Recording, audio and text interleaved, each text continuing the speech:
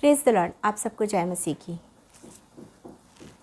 जब हम उत्पत्ति की पुस्तक को पढ़ते हैं तो हम उसमें पाते हैं कि परमेश्वर ने मनुष्य को बनाया, अपने स्वरूप में बनाया, नर और नारी करके। लेकिन जब हम उसके तीसरे अध्याय को पढ़ते हैं तो हम पाते हैं उसे आशीष दी। पहले दूसरे अध्याय को जब हम पढ़ते हैं तो आशीष दी, लेकिन जब हम उत्पत्ति के तीसरे अध्याय को पढ़ते हैं तो हम पाते हैं मनुष्य ने वहाँ पर पाप किया। क्या पाप था वो? आज्ञा उल्लंघन का पाप। परमेश्वर ने जो कहा था वो कार्य उसने नहीं किया, परंतु उसने शैतान के बहकावे में आकर हवा और आदम दोनों ने पाप किया और दोनों के जीवन में शाप आ गया। ये पाप उस समय से चला आ रहा है, इसलिए आज कोई मनुष्य ये ना कहे कि मैं पापी नहीं हूँ। हर एक पाप में ही जन्म लेता है। हर एक मनुष्य पाप में जन्म लेता है। सिर्फ और सिर्फ हमारा उद्धारकर्ता परमेश्वर, जिसने कुमारी मरियम से जो उत्पन्न हुआ, उसने पवित्र आत्मा के द्वारा जन्म लिया। तो हर एक जो मनुष्य इस संसार में, हर एक ने पाप किया, लेकिन वो जब परमेश्वर के पास आता है, यीशु मसीह को जब अपना उद्धारकर्ता और मुक्तिदाता ग्रहण कर लेता है, तो उसके पाप क्षमा हो जाते हैं, उसके पाप क्षमा होते हैं और तब यीशु मसीह के लहू से वो धोया जाता है। आज हम इन्हीं बातों को देखेंगे। इससे पहले कि हम वचन में जाएं, अपनी आंखों को बंद करें। धन्यवाद सारी सृष्टि के रचयिता प्रेमी पिता, एक बार फिर से धन्यवाद करते हुए हम इस मनन में अपने सारे भाई बहनों के साथ आपके चरणों के निकट आते हैं। दयालु पिता, प्रार्थना करते हैं आज जो बात आप हमसे कहना चाहते हैं उस बात को हम समझ सके। आप हमें अपना ज्ञान, अपनी बुद्धि और अपनी सामर्थ्य से भर दीजिए। जितने भी लोग इस समय सुन रहे हैं प्रभु जी, एक एक जन को आशीष दीजिए। आने वाले समय में जो सुनने वाले हैं उन्हें भी आशीष दीजिए। आपका धन्यवाद करते प्रभु, आप हमारी प्रार्थना सुन रहे हैं। इस प्रार्थना को यीशु मसीह के नाम से मांग लेते हैं। सुनिए और ग्रहण कीजिए, आमीन। आप मेरे साथ निकाल लीजिए जकरिया नबी की पुस्तक, पुराने नियम से जकरिया नबी की पुस्तक और उसके तीसरे अध्याय को। इसके तीसरे वचन से 5वें वचन तक मैं आपके लिए पढ़ रही हूँ। यहाँ पर इस प्रकार लिखा है, उस समय यहोशू तो दूत के सामने मैला वस्त्र पहने हुए खड़ा था। तब दूत ने उनसे जो सामने खड़े थे कहा, इसके ये मैले वस्त्र उतारो। फिर उसने उससे कहा, देख मैंने तेरा अधर्म दूर किया और मैं तुझे सुंदर वस्त्र पहना देता हूँ। तब मैंने कहा, इसके सिर पर एक शुद्ध पगड़ी रखी जाए। अतः उन्होंने उसके सिर पर याजक के योग्य शुद्ध पगड़ी रखी और उसको वस्त्र पहनाए। उस समय यहोवा का दूत पास खड़ा था। यहोवा का दूत पास खड़ा था। उसके आगे एक चेतावनी भी है जो 7वें वचन में है, सेनाओं का यहोवा तुझसे यूँ कहता है, यदि तू मेरे मार्गों पर चले और जो कुछ मैंने तुझे सौंप दिया है उसकी रक्षा करे, तो तू मेरे भवन का न्यायी और मेरे आंगनों का रक्षक होगा और मैं तुझको इनके बीच में आने जाने दूंगा जो पास खड़े हैं। कितनी बड़ी आशीष यहाँ पर हम देखते हैं।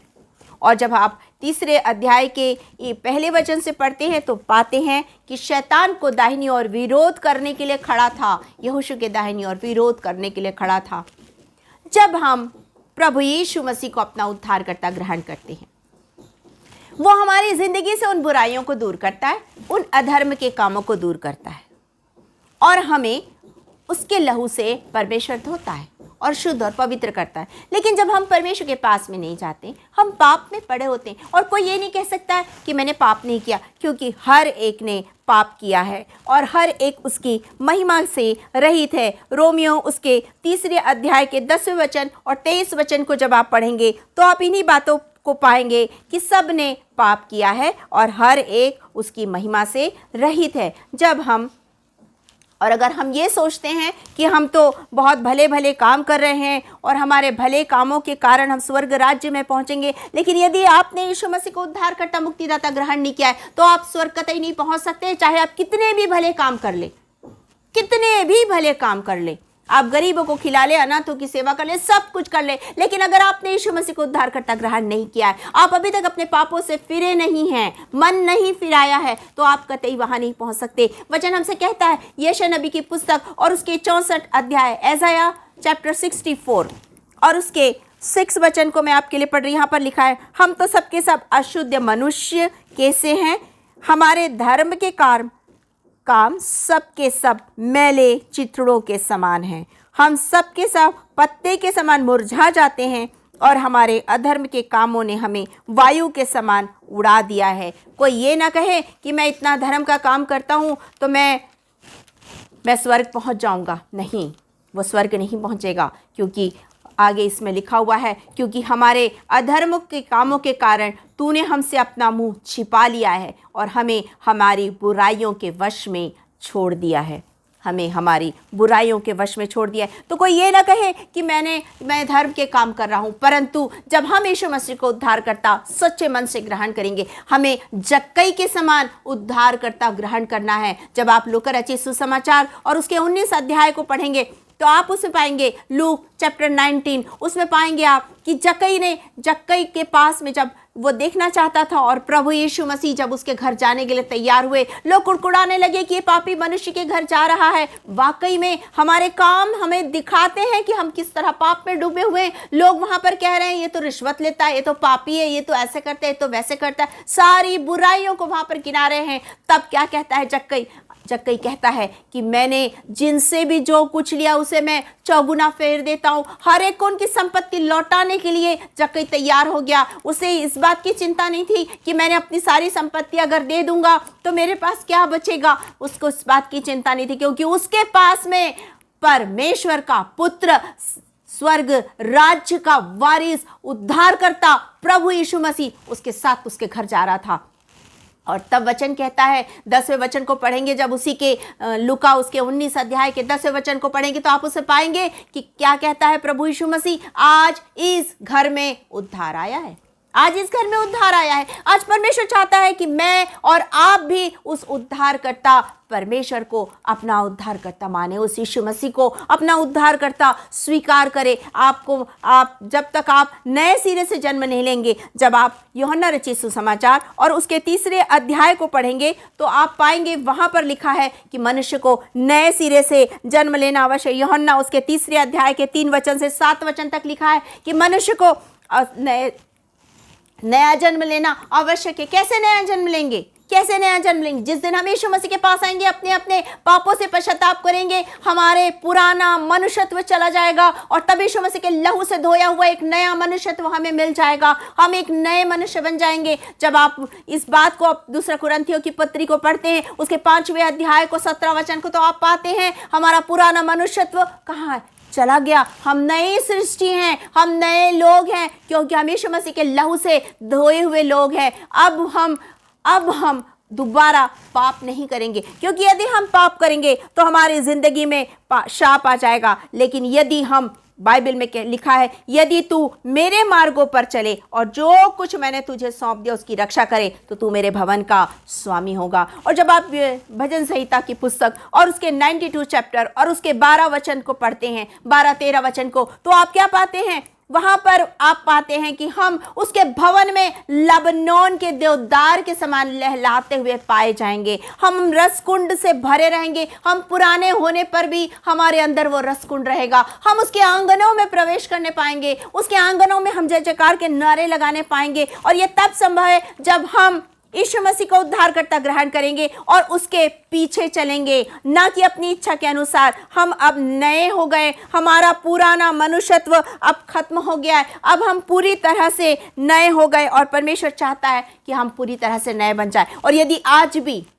भी हमारे अंदर बुराई है, कौन सी बुराई? आप देखिएगा, अपने आप को जांचिएगा। जब आप गलातियों उसके 5वें अध्याय को पढ़ेंगे, वहां पर लिखा हुआ है आत्मा के द्वारा किए कार्य और संसार के द्वारा किए गए कार्य। 16 वचन से आप पढ़िएगा उसको पूरे 22 वचन तक, तब आप पाएंगे किस तरह का आप जीवन जी रहे हैं।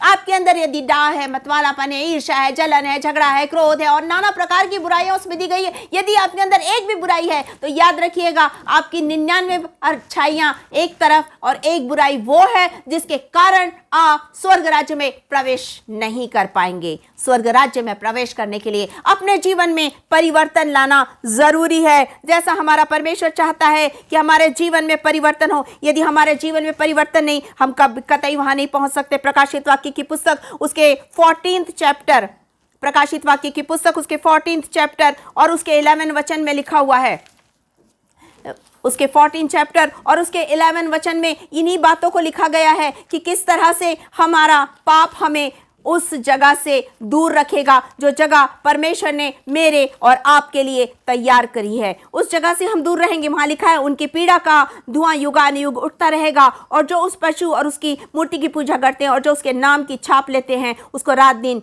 चैन ना मिलेगा, उसे रात दिन चैन ना मिलेगा। और इसी के 22 अध्याय और उसके चौथे वचन को जब मैं पढ़ूंगी उसमें लिखा हुआ है कि वे उसका मुंह देखेंगे और उसका नाम उनके मार्गों पर लिखा होगा। फिर रात होगी ना उसके दीपक और सूर्य के उजाले की आवश्यकता होगी, क्योंकि प्रभु परमेश्वर उन्हें उजाले देगा। किन्हें? उन्हें जो प्रभु यीशु मसीह को अपना उद्धारकर्ता मुक्तिदाता ग्रहण कर लेते हैं, प्रभु यीशु मसीह के मार्ग पर चलते हैं, जो उसकी योजना उसको पूरा करते हैं, उसकी आज्ञा का पालन करते हैं, उनके लिए ये आशीष लिखी गई है। ये आशीष लिखी गई आगे जब आप पढ़ेंगे इसी के प्रकाशित वाक्य रेवल्यूशन उसके 22 और उसके 14 वर्ष को मैं आपके लिए पढ़ रही हूं। वहां लिखा है, धन्य है वे जो अपने वस्त्र धो लेते, क्योंकि उन्हें जीवन के वृक्ष के पास आने का अधिकार मिलेगा और वे फाटकों से होकर नगर में प्रवेश करेंगे। परंतु उन लोग जो आज भी इस संसार के अनुसार जी रहे हैं, जो आत्मा के चलाए नहीं चल रहे, जो आज भी यीशु मसीह को उद्धारकर्ता मुक्तिदाता ग्रहण नहीं किया है, उनके लिए यहाँ पर एक शाप लिखा हुआ है। यहाँ पर उनके लिए एक दूसरी मृत्यु के बारे में लिखा है, पर कुत्ते और टोने और व्यभिचारी और हत्यारे और मूर्ति पूजक और